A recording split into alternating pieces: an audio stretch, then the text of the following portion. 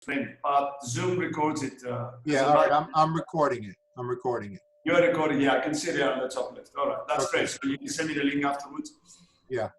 Good. Okay, so I took the bullets that you sent me and I created slides, and hopefully, you know, it'll answer your questions, but feel free to interject, you know, any questions as I'm going through these, and I'll be happy to respond to them. This is actually in the order that you sent them to me. So how is it possible to avoid buying back my sold option if the buyer wants it? Now, when we sell an option, the only way it can disappear as a result of somebody else's action is if it's exercised. In other words, they can't just make it disappear. So if you wanted to hold on or retain that sold option as a short call, you want to avoid exercise. Now, early exercise, now these are American style options, which I know is another one of your questions. So just focus in on American style options, okay? They can be exercised at any point in time during the contract up until 4 p.m. Eastern time on expiration Friday. However, early exercise is incredibly rare, incredibly rare. It almost never happens. And in the subsequent slide, I'll go through that. So early exercise I'll address, but you don't have to worry about it disappearing in another manner because it won't go away unless it's exercised. So the option buyer can't buy an option and make our short call disappear at the same time. They can exercise it. And if an option holder decides to exercise an option, here's how it works. It goes to their broker, then it goes to a clearing agency, then it goes to the Options Clearing Corporation. Now, the Options Clearing Corporation will randomly send that request to exercise to one of its brokerages. It could be ours. And then our brokerage will randomly assign it to one of its clients. It could be us. So it's not like you bought Alan's option. It doesn't work that way. It goes into a pool, and the Options Clearing Corporation matches up buyers and sellers during the course of that contract. So it's not sold to an individual. So a lot of people think that it is. So if that individual that originally, let's say, bought our sold option, that doesn't mean that's the same person that's going to exercise it later on. Okay, because they just keep on, because that person may sell the option.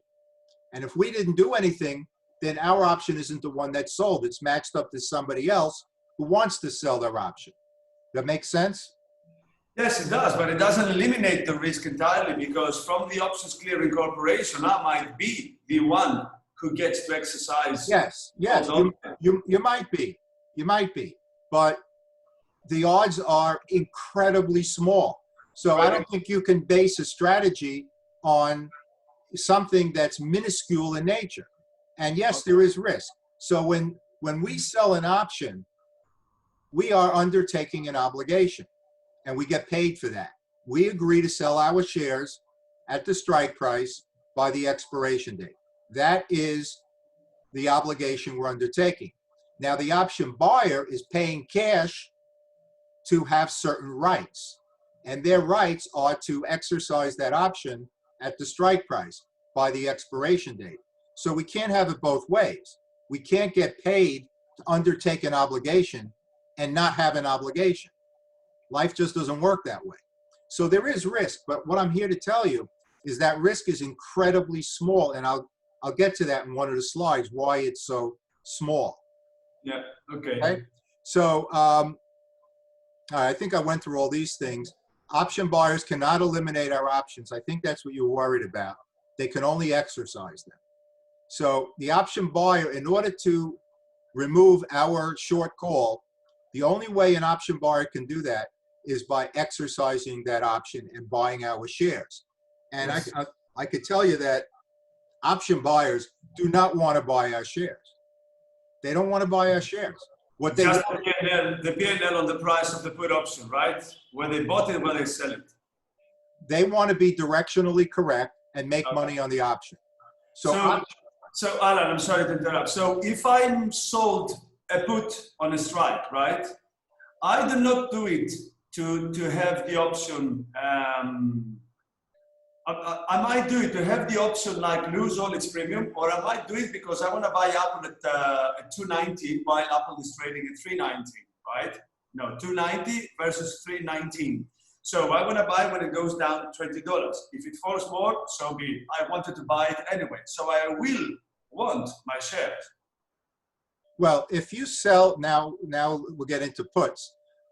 Most of my answers were related to covered calls, but let's talk about puts. So you're right. You're 100% right. There are two reasons to sell a put. One reason, and this is the one that's most common, is to generate cash. Yeah. Right. So you sell a put, an out-of-the-money put lower than the current market value, and you generate cash into your account. That's the main reason people sell puts. Now, you're correct that some people will sell an out-of-the-money put to buy a stock at a discount. So the break-even then would be the put strike minus the premium generated when the put was sold. So if that happens, then you'll own a stock, as you said, that you already wanted to own anyway at a lower price than when you first entered the trade. And if that put strike is not, that threshold isn't met, well, then you get paid in essence not to buy the stock because you have the put premium. So you would use that strategy in lieu of a limit order. You know, let's say a stock is trading at 75 and you say, well, you know, I like it, but I'll be willing to buy it at, let's say, 71. So you write a limit order to your broker to instruct your broker to buy 100 shares of that stock at 71 if the price hits that threshold. Now, instead of doing that, let's say you could sell a 72.50 put for $2, right? And if it drops below 72.50, you now own that stock at a break-even, at a cost basis of $70.50. 72.50 minus 2.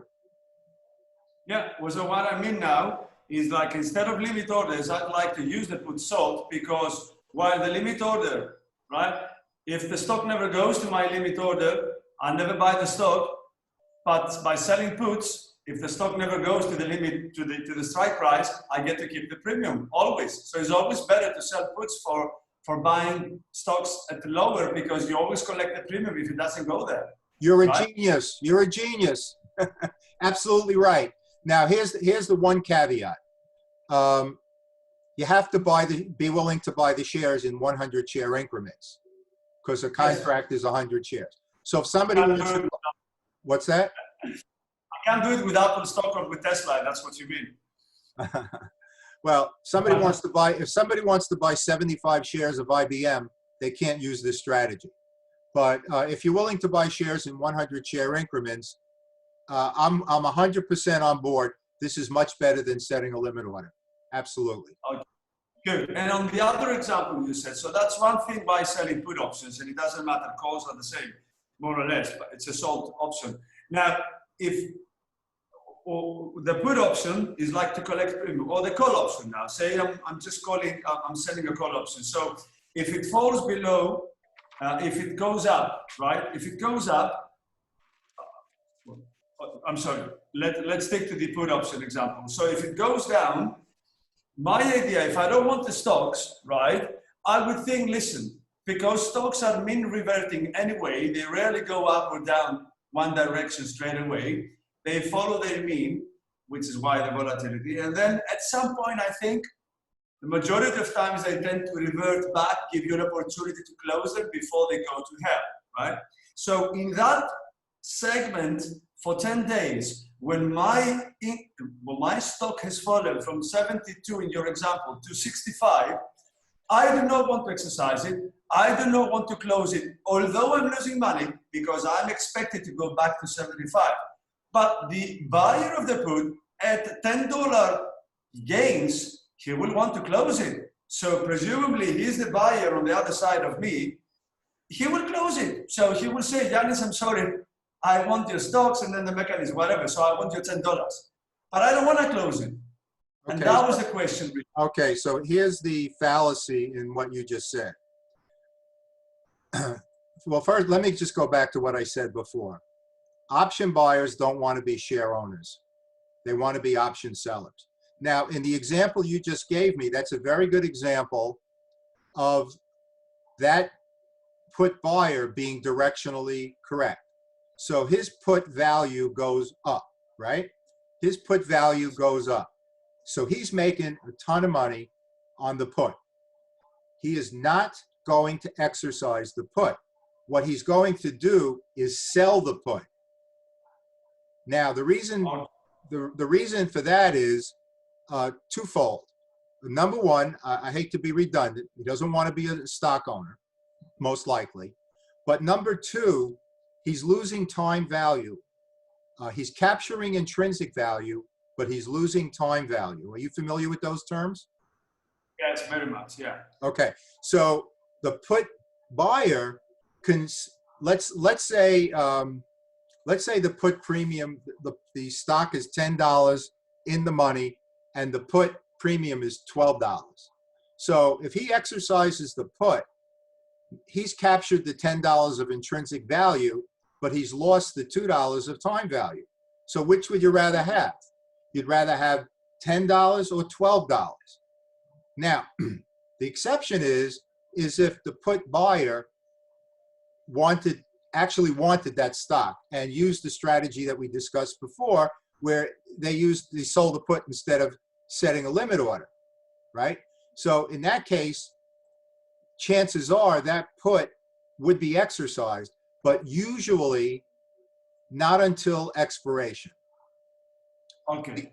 Because they don't have to risk, they have control of those shares, not necessarily our shares, but some shares out there. They have control up until 4 p.m. Eastern time on expiration Friday. So again, what I said at the beginning, your short call or short put will not disappear unless it's exercised. And then it's got to go through that whole thing from their broker to the Options Clearing Corporation to our brokerage and to us. It's such a rare scenario for early exercise. Now, if the strike is in the money at expiration, that's a whole new ballgame. Then you have to buy back that option and roll it, or just buy it back. That I understand. No time value, etc. Then it's X minus S, and then everyone gets what he deserves. But so my confusion then is not really that the guy will ask me for the shares. My confusion is like, if I'm short the call and the guy short the put, and the guy has an in the money put that he bought, when he clicks the button to sell his long put, right? Yes. Would he not? How can I be sure that he's not buying back my put? It's because I don't sell it. It's because I didn't hit the button to buy it. He is. Look. All right, let's use that exact scenario, because I think this is where your confusion lies. The Options Clearing Corporation matches up buyers and sellers. So at the beginning of the trade, you were the seller, and let's say I was the buyer. Now, let's go a couple of weeks later in the same contract. I bought the put. Now I want to sell the put. Well, you're not a seller. You're not a put seller. You already sold a put. You're not a put seller. So the Options Clearing Corporation, he's buying it from someone else who wants to close his short position. He's selling it to somebody else. Yes. Because you are not a match for what he wants to do. Okay. Now I get it. Now I get it. Because I thought everyone who is looking to close his long put is by selling a put, right? He's selling a put, which is what you did to begin with. You're not a put buyer, you're a put seller, and you're in an obligation situation. So if he decides to sell that put, even though he may have been matched up with you initially, you are no longer a match for him. So the Options Clearing Corporation will find somebody else who wants to buy that put and match those two people up. You're still sitting there with your short put. So in other words, if I do not decide to close my short put, no one can force me to do it unless he wants to exercise and I sell him I buy his shares, right? 100% true. 100%. So now I understand. Let's go to the other. It's I don't know. It's a stupid question, but you know, it's okay. You know what? I tell people that attend my seminars or email me or whatever. There's no such thing as a stupid question. And let me tell you something. You know a gazillion percent more than most people about these strategies. Just by talking to you, I could tell that you are really up there. Your knowledge level is really up there. But this is a confusing thing to a lot of people. You know, this is like in the background. How does this stuff work? And the Options Clearing Corporation, again, their job is just to match up buyers and sellers. And we don't sell it to one particular person. We just put it in a pool, and then they go from there. Okay. All right. So I think we covered this slide. So all right. So this is the one I wanted to show you because this is what you're most worried about: early exercise. So why is it so rare? Well, the option buyer can, and this applies to covered calls, can keep the cash in an interest-bearing account up until the last minute. Instead of exercising and buying the shares, they still have control up until 4 p.m. Eastern time on those shares. Even if you decide to buy back the call, the Options Clearing Corporation will just match it up with somebody else. So they can keep their money. And by doing so, they have less capital risk up until expiration. Now, the other thing is, and this is what I talked about before on the put, so we can just go through this one quickly. If an option is exercised, they're capturing, an in-the-money option is exercised, they're capturing only intrinsic value and they're losing time value. I think you got that one, right? Okay. And again, option buyers, they don't want to be share owners. They want to be directionally correct. They want to make money on the option. So they want to buy an option for $2 and sell it for $3. Now, the rare exception, and this is something that you should know, because it seems to me that holding on to your shares if you write a covered call is important to you. To me, I could care less. If my shares are taken away during a contract, I could care less. As a matter of fact, I view it as a positive, because let's say I bought a stock for 48 and sold the 50 call, right? And then let's say the price of during that contract, the 50 strike moves in the money and there's an ex-dividend date. And some retail investor says, you know what, I want to get Alan's dividend, so I'm going to exercise the option to capture the dividend. So the day before the ex-dividend date, my shares are sold so that this guy can capture the dividend. I could care less, because what that means is I maxed my trade, I made my option premium, I made $2 more on the sale of the stock, 48 to 50 times 100 per contract. Now I have the cash back in the middle of the contract, which I could then reinvest in another covered call and maybe make another 1 to 2% by the end of the contract. But also, Alan, there is no such thing as free lunch in the Wall Street, right? So if the guy bought it at next dividend, it means next day the stock will fall exactly proportionate to the dividend. So buy it. I know, but there are people that don't understand that. And so I'm telling you that they're a retail investor. First of all, it never pays to exercise an option to capture a dividend under any circumstance. It never pays. That's not important for this discussion. But there are retail investors out there that do that. It's so rare that it'll happen to us, but I just want to say this. If it's really important to you not to sell your shares, you're going to want to work around ex-dividend dates. I mean, let me give you an example.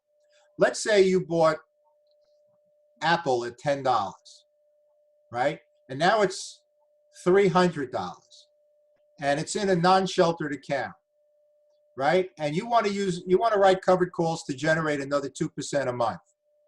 Well, you don't want those shares sold because you're going to have some capital gains tax to pay, right? So in a case like that, you want to be very careful about ex-dividend dates because that's the most common reason for early exercise. Even with that, it's very rare. But what you want to do is you're going to want to write your call on or after the ex-dividend date. And you should not have a contract expiring after the X date in a situation like this where you're worried about taxes. I don't know if taxes are the same where you are, but in the United States, we have our capital gains tax, and if you bought Apple at 10 and you sold it at 300 and you're in a 35% tax bracket, it's a lot of money. Yeah. Well, so every country, I guess, more or less. Yeah. So okay. So loss, if we went through this, option buyers, we went through that. Ex-dividend dates. If you need a website to look up ex-dividend dates, this is the one I use in my reports, dividendinvestor.com. It's very reliable. Okay. All right. And how can I wait for stock to go in the money? Okay, we kind of covered that. If there's no exercise, we're still short the call. Don't worry about that. If the strike is in the money, you seem to know about rolling the option. 4 p.m. Eastern time is the time. I usually start rolling my options about 1 or 2 o'clock Eastern time on Friday afternoon because the time value, I have a graph I'm going to show you in a second, but the time value, it doesn't go to zero, but it comes darn close as you're approaching 4 p.m. And once again, you had asked about American style. These are all American style options for stocks and exchange traded funds. I don't do indexes. So I don't trade European options. Okay, so the indexes are normally European? Not all, but most of the index options are European, which have based on Thursday's close, not on Friday's close. But you don't know the final results until Friday morning sometime. Like I said, I don't trade index options or European options, so I'm not as knowledgeable about those as I am. I just know some general stuff about them. And I know that based on Thursday's closing, and you don't find out the final results until Friday morning, a few hours after the market opens. But, if you're trading stocks and exchange traded funds, which is what most investors do, it's all American style. All right. Okay. You asked about when can we use covered call writing. So this is one of the things that when I started teaching myself these strategies back in the 90s, all the books were saying that covered call writing can only be used in a neutral market. And it's, God forbid, the price of your shares should go higher than the strike price. Look at all that money you're losing. Well, I debunked that pretty quickly.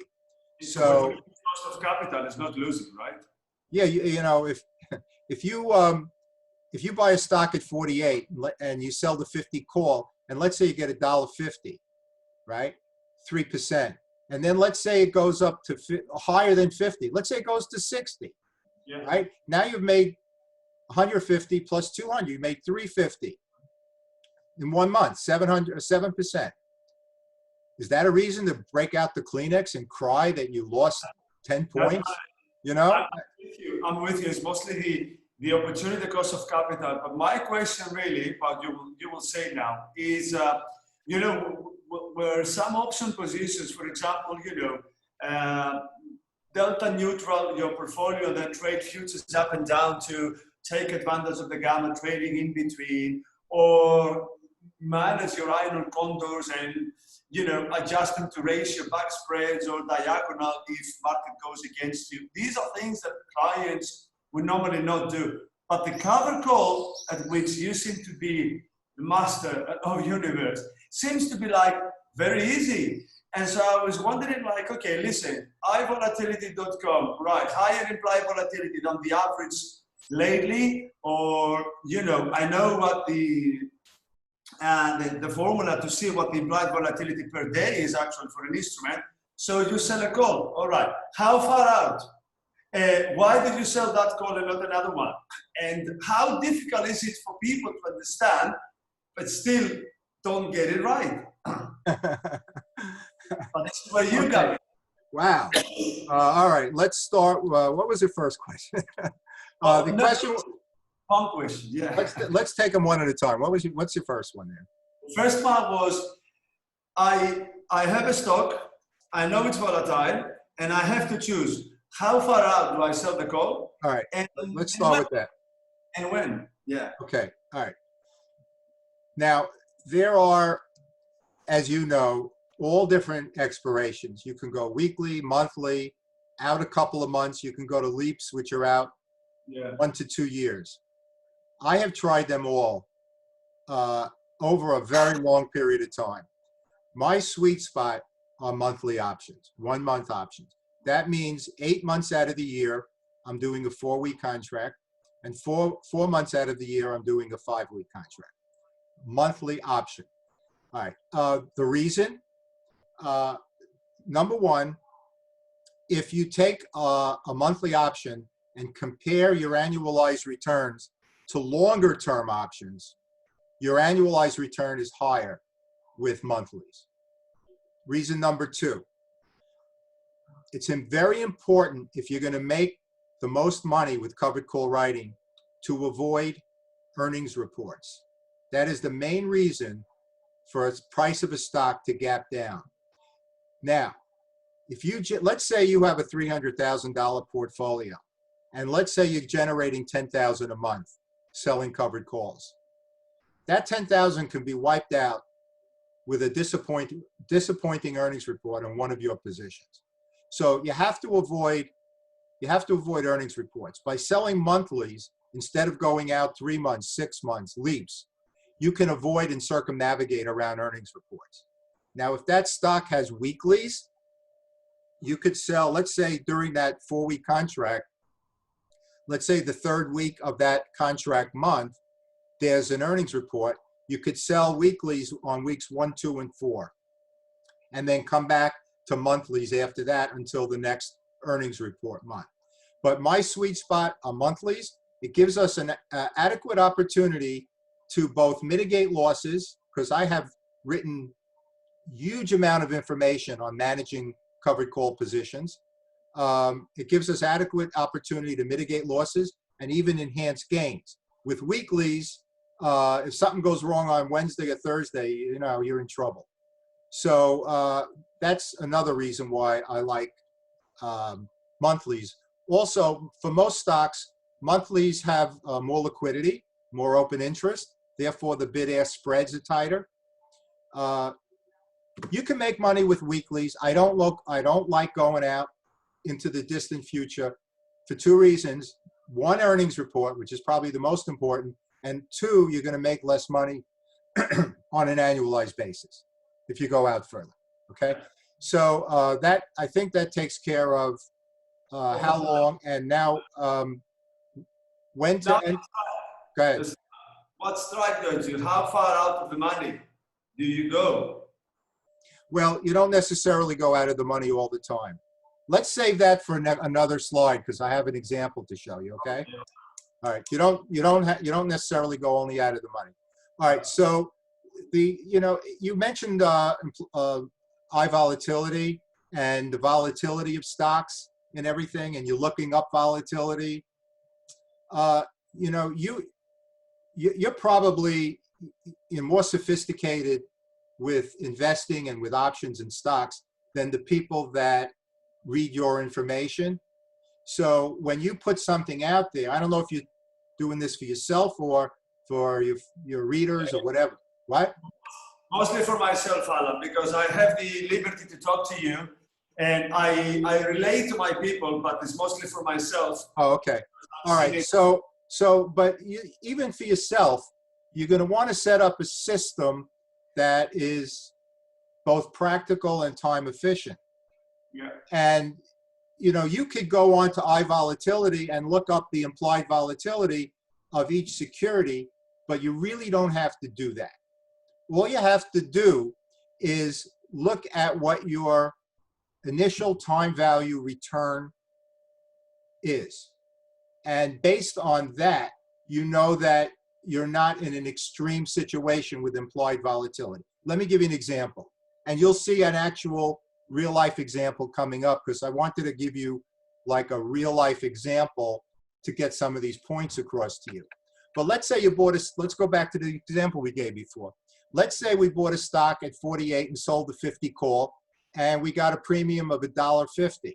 Well, that's about a 3% return. Now, let's say for a different stock that had a much greater implied volatility, let's say the premium was quadruple that, $6. Now we get a huge return on that, 12% or whatever.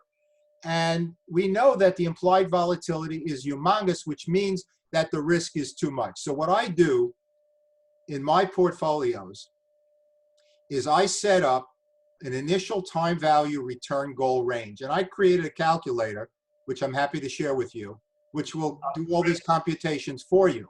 So I look for 1 month initial time value return goals of 2 to 4%. That's for me. Now, in a very strong bull market, I'm willing to take on a little more risk. I'll go as high as 6% in 1 month, but never higher. Now, my mother's account, where I use ETFs, I set a goal of 1 to 2% because I want to make it a little more conservative. So the implied volatility in my mom's account is very low. In my account is medium. And for some of my members that are willing to take on more risk than I am, it's much higher. It's not, there's no right or wrong. It's whatever your personal risk tolerance is and your, you know, what your return goal is. You know, you may look to get way more than I look for, or you may feel that I'm a little too aggressive for your taste, and you may shoot for lower. But you don't have to look up the implied volatility. So how do you calculate this ratio, Jos? Because obviously, if you go like selling the $50 call in your example, you get 150. If you go to the $52 call, you get 0.5, right? So eventually, you have an idea, I guess, or you can show me how you calculate the stuff you just mentioned. Yeah, I'm going to show you in an upcoming slide exactly how I do it. With an actual, I think I used Intel. I'll show you an actual that I took yesterday from the CBOE site, an option chain, and I'll show you my calculator. So, all right. So anyway, you asked about out of the money, and so it's like, in my opinion, I get a 48 call, right? If I sell the 50, it's 150. If I sell it further out of the money, I get smaller premium, but I get my stock to, you know, more room to grow before I start going into break even and having my opportunity cost of capital. But when it falls, I have a smaller protection. So if I get only $0.50 for the further out of the money, when the stock falls, I have smaller protection, right? So normally I would believe, or I would imagine that you have an idea after having done like thousands of trades, that normally you could go X amount of exercise prices out or in, right? And so you know how much better off you are against someone who just buys a stock. That was, I guess, if I said it correctly. Yeah. It's very well put. So here's the thing now. Okay, so it's the moneyness of options. Yes. That's what's key. So you're talking, if it's a bear market or a volatile market like we have now, in the money calls have an intrinsic value component to them, which at the money and out of the money do not have. So you have more protection to the downside with an in the money strike. So the first thing you have to decide on as it relates to the strike price is what is the moneyness of the option that is appropriate for right this second. It might be different next contract month. It may have been different the previous contract month, but what is it right now? So right now you could make an argument that, you know, if I'm writing a covered call, I think I should use in the money strikes, or predominantly in the money strikes, just to give myself that downside protection. I know I'm giving up upside on share appreciation. I understand that. But because I'm taking a defensive posture, I'm going to use in the money strikes. Now, if the market was neutral to bullish, then you would lean towards the out of the money strike, which gives you, as you said, the opportunity for share growth in addition to premium. Now, in a very strong bull market, I would go deeper out of the money. In a neutral to slightly bullish market, I would go out of the money, but not quite as deep out of the money. How do you determine which strike to use? It's very, very easy. Set yourself up before you even consider using this strategy. You have to focus like a laser. What is my initial time value return goal range? What am I looking to accomplish in terms of capturing premium? For me, it's 2 to 4% a month and up to 6% in a strong bull market. Whether it's in the money or out of the money, it doesn't matter. I'm talking about time value only. So if I'm bullish, I'm going to look at out of the money strikes that generate 2 to 4%. If I'm extremely bullish, I'm going to go closer to 2%. If I'm slightly bullish or neutral, I'm going to go closer to 4%. Same thing within the money. You know, the deeper in the money you go, the lower the premium is going to be, but the more protection you get. So based on your analysis of the market, you can also throw in chart technicals. Is the technical chart mixed, or is it all bullish? What is your overall market assessment? Then you'll determine the moneyness of your option. You have your initial time value return goal range already established. That doesn't change month to month. The range doesn't, that is. 2 to 4%, up to 6 in a bull market for me. 1 to 2 in my mom's portfolio. Yours probably be different than mine, but you have to know that going in. Then you determine.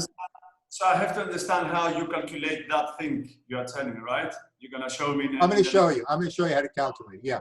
One thing before you show me that. So I've got a friend who works at Sumo Capital. You know, they're in the same building as CME in Chicago, and he's an option market maker, right? He's pushing out prices to us, and he happens to be Greek, and sometimes we discuss things. Now, my idea is, professional traders do not look to silly things like RSI, MACD, and all this crap that the retail investors are. I didn't get what you just said. They don't look for what?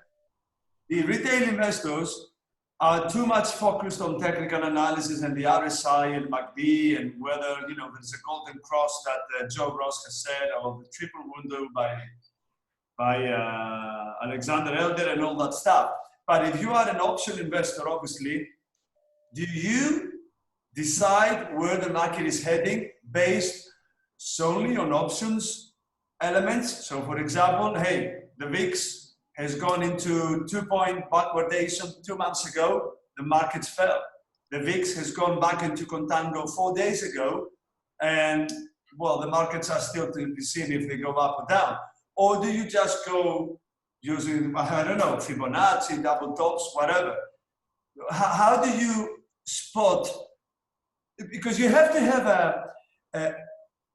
a bias towards the market, up, down, or steady, right?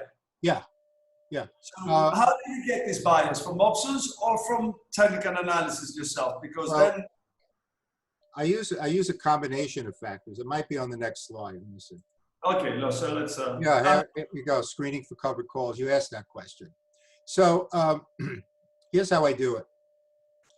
I first look for elite performing stocks that sales and earnings growth, and I use various IBD screens. But you could use there are a lot of different screeners. Like this one at the bottom is a free screening site, Finviz. I use that. Yeah. Yeah. So I use various IBD screens like the Smart Select. I look at the IBD 50 stocks, CanSlim stocks, things like that. Plus, we have our own database of stocks that we've identified over the years. as potential option selling candidates. But we look for strong fundamentals, earnings, and sales growth.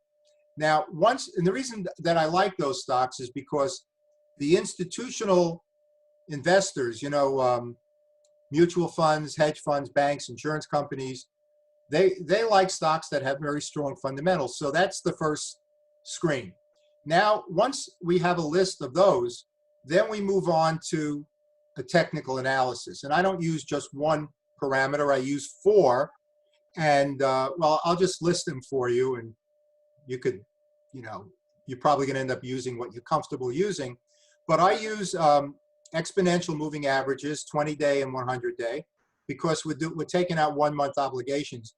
I don't like using simple moving averages, and I don't like using, the 50-200. So I changed it to 20-100 and exponential, not simple. I used the MACD histogram, the stochastic oscillator, and volume. So I take those 4 parameters, and then I create a mosaic of mixed or bullish. If it's negative, that stock gets thrown out. So it's got to first pass the fundamental screens. And by the way, you'll see an example of one of my reports showing all these screens.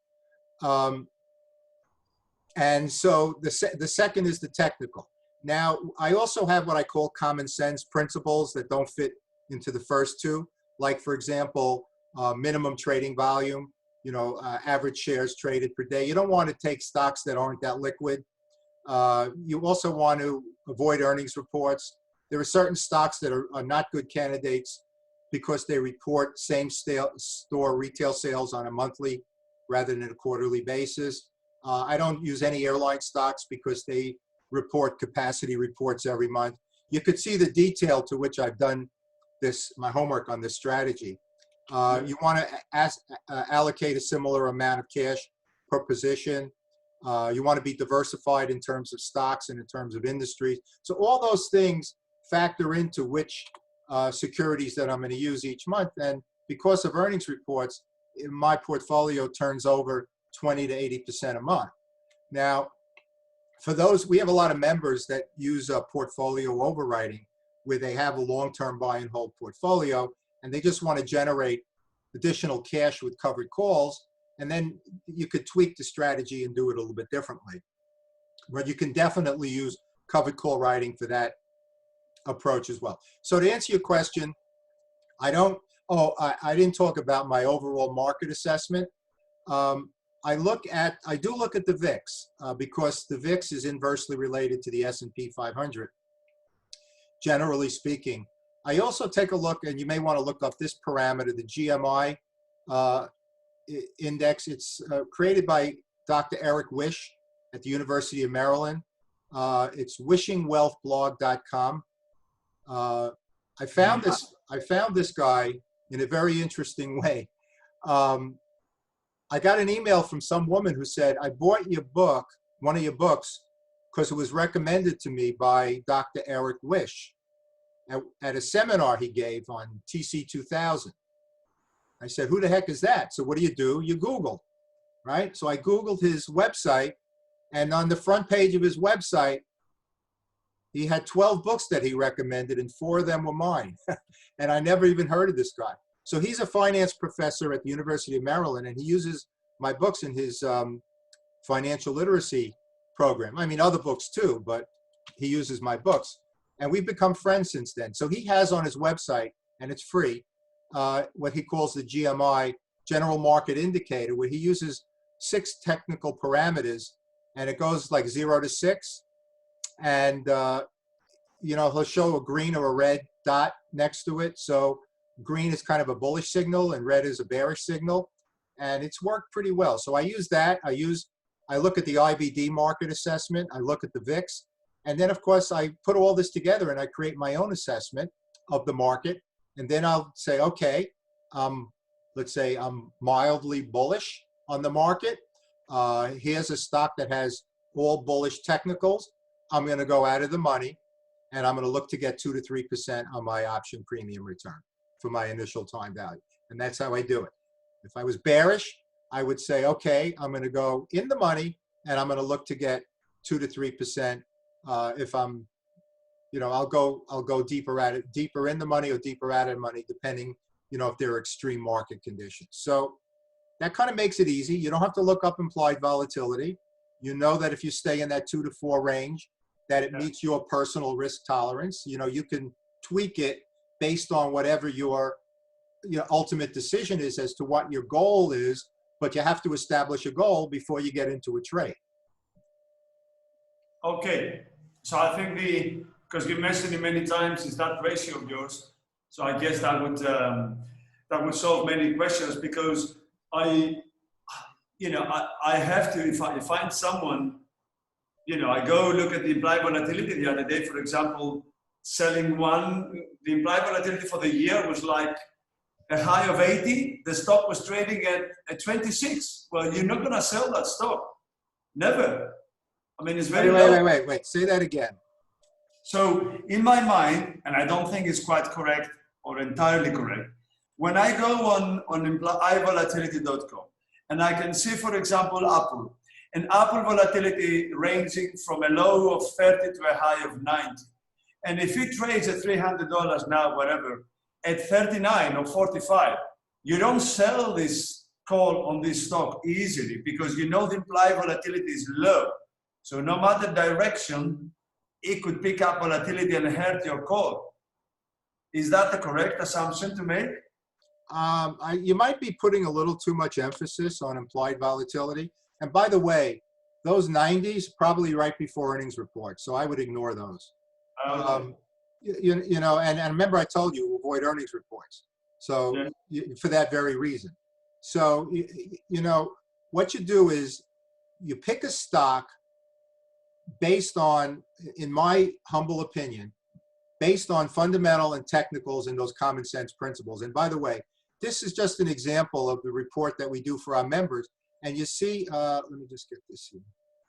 This top row over here, those are the fundamental, technical, and common sense screens that I talked to you about, right? And then here, for example, we give the earnings report dates. So they know in this contract month, which is, I don't remember which, this is the one expiring last Friday. Okay, so the ones in the gold here report in the remainder of the month, and then we give them the date. So they know if they want to use that stock, they have to wait till the report passes, then they could use the stock. But it's past all these other screens like fundamental. This is the Smart Select, the IBD. We look at mean analyst ratings, the MAR, on balance volume. We look, this is the technical charts here. So when the smoke clears, we produce a watch list of stocks that are eligible for covered call writing. Now, some of them might not be because of lack of liquidity. So near the month, open interest greater than 100 contracts. If you see a no, it's probably not a good idea to use that particular stock because of a lack of option liquidity. But we have a lot of members that just use this list for buying and selling stock and not necessarily for options. So, we leave those in, but we make it clear that at the time that we made the report that there was not adequate liquidity. But there is no one parameter that I hang my hat on. So it's not implied volatility. It's not the VIX. It's not one technical parameter, Bollinger Band, whatever. It's a mosaic of everything. Fundamental, technical, and common sense. That will create a watch list. And then from that watch list, you select and you make your selections, based on, first of all, you don't want to have too much of one industry. Now, we also give the rank of that industry. So if you come up with something that's not A or B, I don't see any over here in this row. They're all A's or B's, so I wouldn't eliminate for that. But sometimes you'll see a C, and you may say, you know what, if I have a choice for something else, I'll go with a stock that has a better industry rank. Or you say, okay, wait a second now. I already have 5 software stocks in my portfolio. I'll skip INTU because I don't want to get another one. The ones that are bold, those are the ones that have all bullish technicals. So you could pick and choose from the way I do things, or you could just do them completely differently. But I would suggest that you have a fundamental analysis component, a technical analysis component, and then what I call the common sense principles. You know, you want to make sure there's adequate trading volume. You want to make sure that there's adequate open interest with the option. You want to make sure that the calculations meet your initial time value return goal range. And you also want to make sure you know how to manage your positions.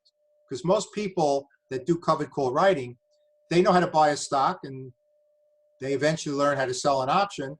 But after that, they don't know what to do.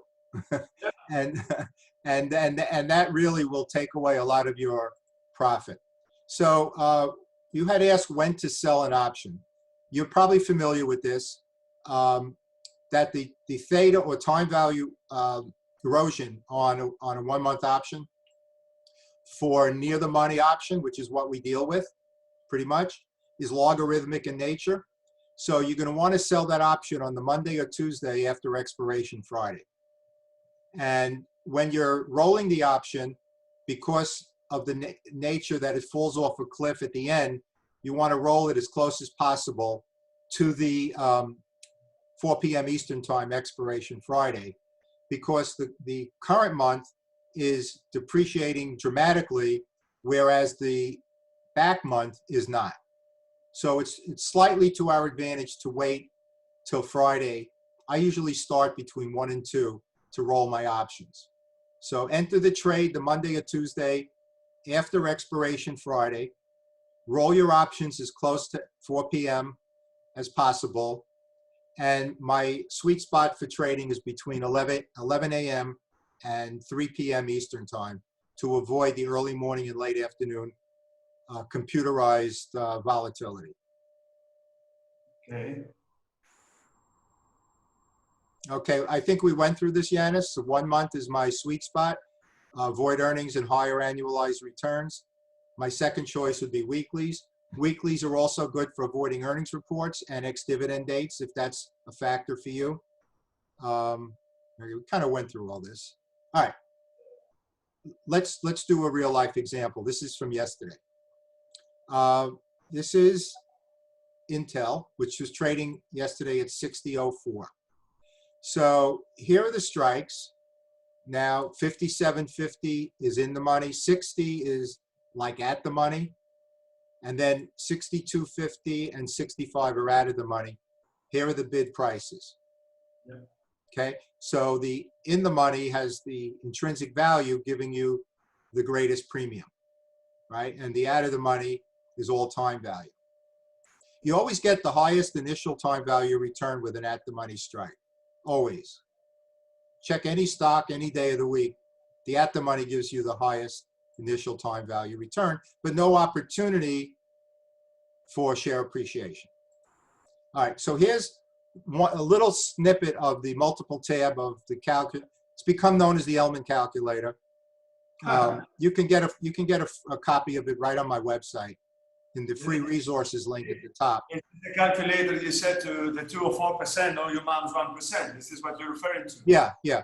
All right, so when you, the blue cells on this side of the spreadsheet are filled in with the information from the option chain. So here's Intel, priced at 60.04. Here are the 4 strike prices that we just saw. Here are the 4 premiums that we just saw. And they both expired in 5 weeks. So these are 5-week returns. Now, once those blue cells are filled in, the white cells become populated. Now, you're not going to get yellow, brown, and purple. I just highlighted that for you. So the in-the-money strikes have an intrinsic value component. The 60 strike is barely, but by 4 cents. Now, let's skip over break even. The return on the option refers to time value return only. So, for example, for the 57.50 strike, the calculator will deduct 254 from 405. Follow? It deducts the intrinsic value from the total premium. So the actual real time value return is 2.6% for 5 weeks. Now, in the money strikes, Why 2.6? I mean, that has a time value of 1.50 or somewhere around there, right? Yeah, if you divide that by 57.50, I use the intrinsic value to buy down the cost of the option of the stock. I don't ignore the intrinsic value. I just don't count it as profit, but I use it to buy down the value of the cost of the stock. So you just take out whatever time value today, you divide it by the strike you want to choose, and that gives you the return on option 2.6%. For an in-the-money strike, yes. Yes. Yeah. Now, because it's in the money, there's no upside potential because we're agreeing to sell it at a lower price than it's currently trading for.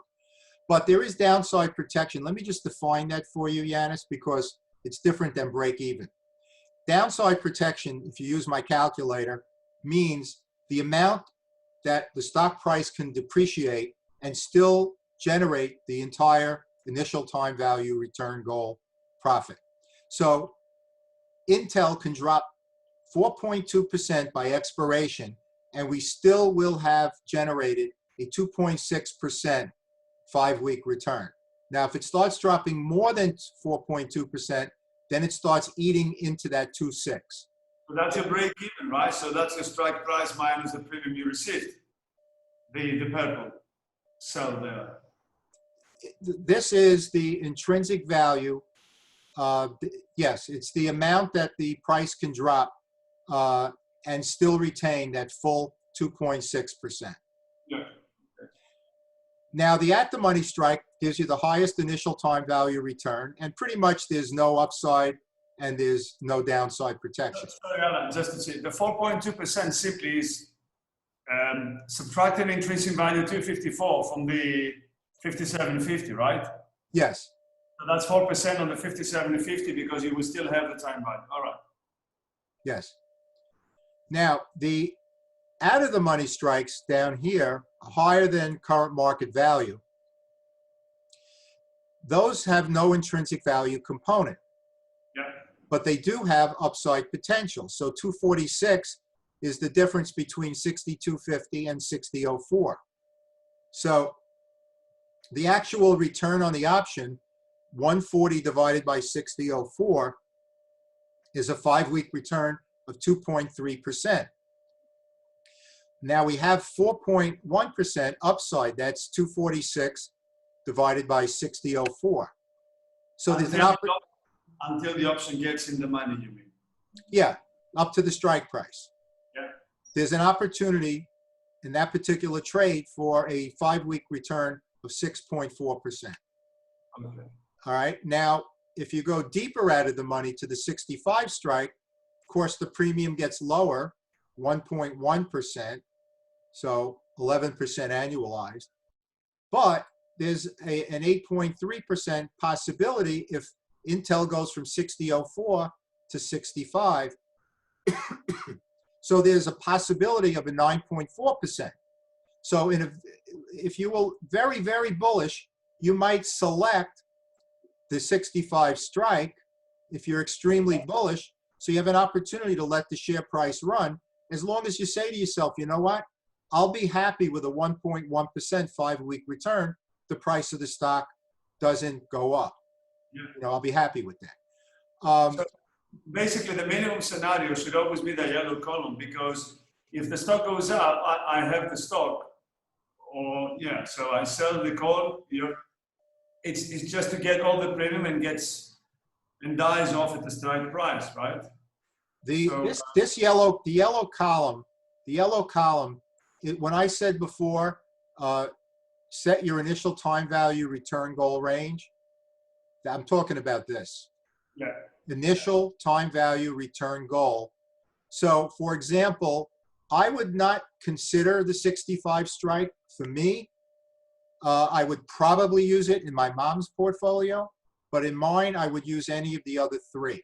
Now, if I was bearish on the market, I would go with the 57.50 strike because I'm making a very nice 5-week return, initial time value return. We don't know the final outcome yet, but initially, I'm very, very happy with 2.6, and I have protection of that 2.6 by 4.2%.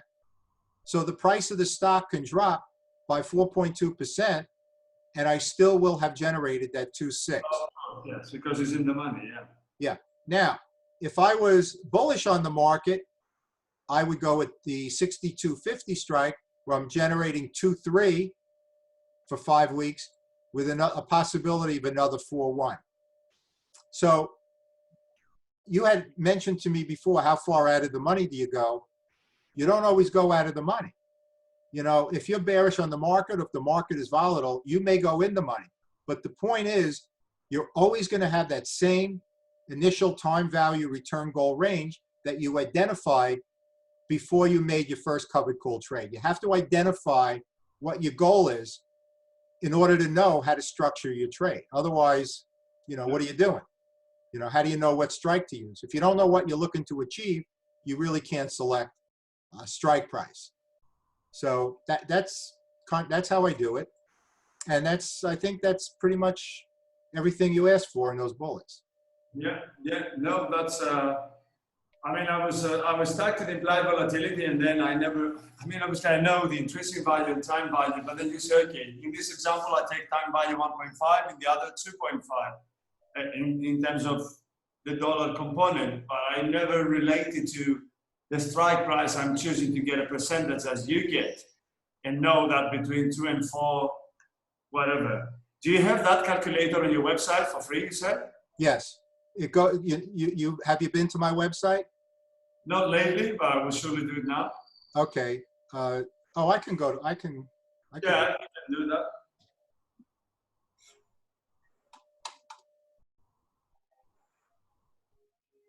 While you're doing that, do you do other stuff in options, Alan, or is it really that? I sell cash secured puts, but mostly covered calls. Okay. I hope I'm not going to lose you here. I can always. No, you're fine. Just open another window if you want. Well, let me see. Yeah, I'm opening another window on my other computer. All right, so the URL is www.thebluecollarinvestor.com. You have to type in THE, thebluecollarinvestor.com. All right, I'm going to slide this over to my other screen. Could you see that now or no? No, but I have your website in front of me. The blue Could you see it now? Yes, now yes. Okay. I have your website on my screen as well. So right here, free resources, including the Elman calculator. Okay. All right, so just click on that. It'll ask for your email address, and then you get in there and you can download it. There's a user guide, and there's other free resources in there also. Okay. I would suggest this is a free tutorial, but I think you're way past that. It's like an 8-part video tutorial on covered call writing. I just redid it, but to tell you the truth, I think you're pretty much past that. But you know, it's there.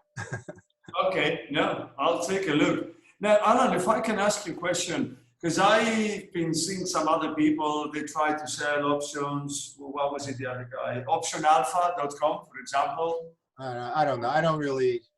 Okay, no, I'm just saying, you have a subscription in case I want to send clients, or we kind of look into different options of working together. How do you charge your clients, or what are your products basically? Okay. Well, I consider myself, you know, this is a hobby for me. I was a dentist for most of my career. Wow. And I started doing this in the 90s, and then my first book came out and it went to #1 on Amazon on options, and then all hell broke loose, and I eventually had to sell my practice because I couldn't do both anymore. But yeah. I do have 5 people working for me now, so we got to pay the bills. I consider myself an educational and stock screening service. So I've published 7 books. We have DVD programs. calculators. I think I've 6 or 7 different calculators I've created. I have one for the poor man's covered call, if you're familiar with that strategy. That was a killer. There's about 24 different formulas in that one. And we also screen stock screening, which you saw one of the reports. You saw a little piece of it in the presentation I did. So the membership is $49.95 a month. For those that want a trial month, it's $19.95, and then $49.95 after that. So they get 3 reports every month, 2 weekly reports. One we do stocks, the one you saw. We do another one on exchange traded funds midweek, and once a month we do a blue chip on the Dow 30, the best performing Dow 30. So those 3 reports, they're all geared towards short-term option selling. So do you do, Alan, for example, like other people, they open positions, they tell you, or they open them with you 1 hour a week or 1 hour a day, I don't know. And then you trade and they trade with you. No, and no, they don't. They don't know. I am an education and stock screening service. I don't tell anybody what to do. Now, a lot of times I'll share with them what I'm doing, but I'm hesitant to do that because most people would just say, I'm going to do what Alan does, and they just kind of follow me, and it may or may not be right for them. But we create these reports, so it saves people a ton of time on stock screening. You know, my team does that. The stock report, for example, we start working on that when the market closes on Friday, and it's usually done very late Saturday night or early Sunday morning. And then we do a midweek ETF report that comes out after the market closes on Wednesday. And then we do a monthly Dow 30 report, which comes out a couple days before contract expiration. So members that want to use this, you know, very conservative approach can have their stocks before the new contract starts. There's also about 200 educational videos on the member site, expanded calculators, a lot of stuff. If you go to the website and you go to the membership link, there's a file that you can download that you could tell your people, this is a list of the member benefits. There's about a dozen or more webinars, about 170 Ask Alan videos where I answer member questions in video PowerPoint format. There's a lot of things there that come with membership. There's an annual subscription where you pay for 12 months and you get 1 month for free. So it's all there under the membership link. Just download the PDF or click on it and you'll see what's there. But on the top, you got the free resources and probably for people that follow you, guiding them to that beginner's corner tutorial would probably be a very beneficial thing, because it's like, do you have Cliff Notes where you are? You know what that is? Or Monarch Notes? No? Okay. In the United States, when I was in school and still today, they have these little books that kind of give an overview of regular books. So instead of reading the book, you know, you could just read this like overview of the book. So instead of reading 400 pages, it might be 40 pages. It's called Cliff Notes. So I look at the beginner's corner as like a Cliff Notes to my regular books and my DVD programs. It's an overview of each aspect of covered call writing, and there's also one for selling cash secured puts. Check it out. You'll see what I'm talking about. I don't think it's appropriate for you. I think you're past it. But for some people that may not understand this as well as you do, you might guide them to that, and I think it'll help them. Okay, Alan, I'll definitely will. And as I have more and more people following me, then we might also talk about how I can steer people towards you, or see what we can do further. Because I now understand very well what to do, and you know, needless to say, I appreciate the last hour and a half you've been dealing with my questions. So, so yeah. All right. Well, I'm glad to do it. You know, feel free to touch base with me again, and let's keep in touch. Okay. And if you don't mind, send me that link that Zoom will create of the recording, and I'll read it, see it back again in my own time. Would you? Sure will.